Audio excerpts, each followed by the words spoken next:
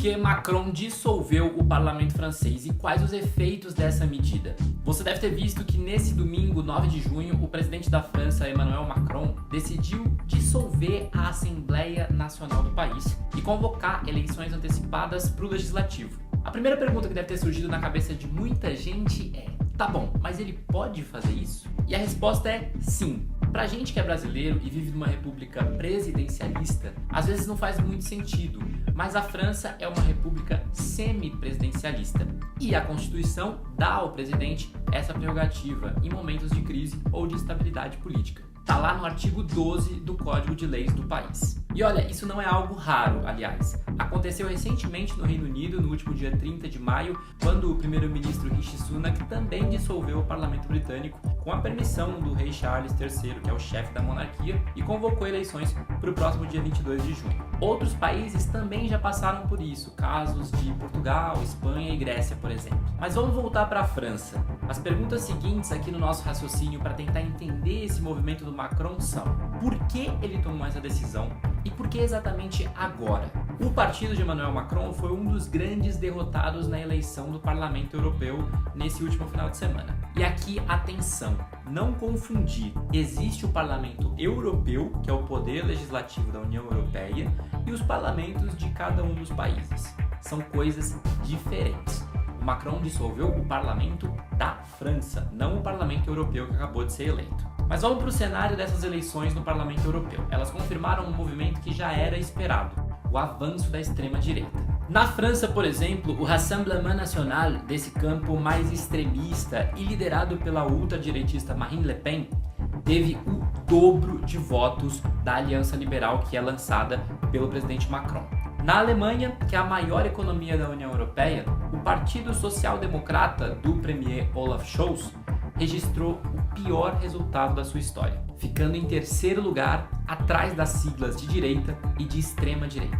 Em alguns países, as bocas de urna colocaram a extrema-direita, inclusive, na liderança da votação. É o caso da Itália, com o partido pós-fascista da primeira-ministra Giorgia Meloni, e também da Áustria, com o FPO, Partido da Liberdade. Só para fechar esse resumo da eleição, indo na direção contrária da maioria dos países do continente, os partidos de esquerda e os ecologistas avançaram com força nos países nórdicos, como Suécia, Dinamarca e Finlândia. Agora ok, a gente pode voltar para a França. O presidente Macron usou esse revés que ele sofreu na eleição europeia para justificar a dissolução do parlamento na França.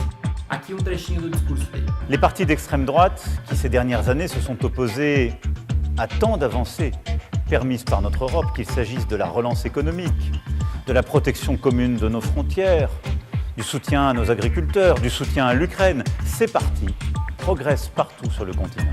L'extrême droite est à la fois l'appauvrissement des Français et le déclassement de notre pays. Je ne saurais donc, à l'issue de cette journée, faire comme si de rien n'était. Macron não deu muito tempo para as campanhas. A votação para o parlamento francês vai acontecer em 2 turnos, já agora, no dia 30 de junho e também no dia 7 de julho. E ainda tem um fator excepcional no meio de tudo isso. A gente está às vésperas das Olimpíadas, que esse ano acontecem em Paris. A abertura é no dia 26 de julho.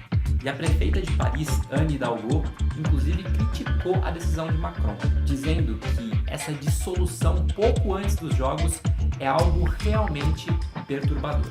Analistas políticos têm lido esse movimento do Macron como uma aposta muito arriscada. É uma espécie de all-in contra a extrema-direita francesa. Atualmente, o Macron não tem maioria na Assembleia Nacional. Por isso, ele tem sofrido para aprovar projetos de interesse do seu governo.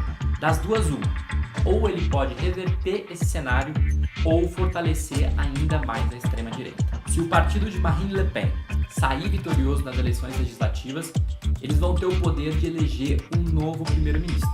Ou seja, Macron teria que lidar até o final do seu mandato, que vai até 2027, com um chefe de governo da oposição.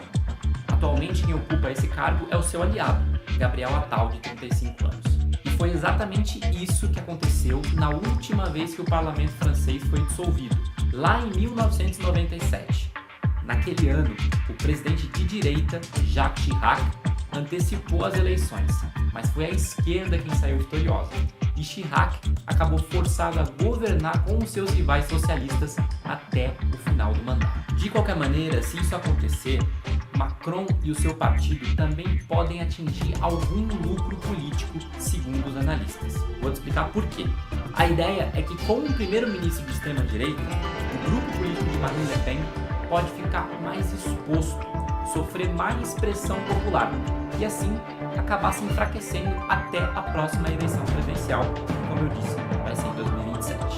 Ou seja, Macron basicamente assumiu que está num momento de fraqueza política e apostou nessa dissolução como uma forma de ultimato aos franceses, para tentar barrar os extremistas e recuperar algum prestígio político e força do seu governo. Se isso vai acontecer ou não, resta esperar as eleições legislativas do país. Fato é que a França e a Europa parecem mergulhadas na maior onda de extrema-direita desde a Segunda Guerra Mundial. A preocupação dos países com a defesa e a soberania nacional nunca foi tão grande nas últimas décadas.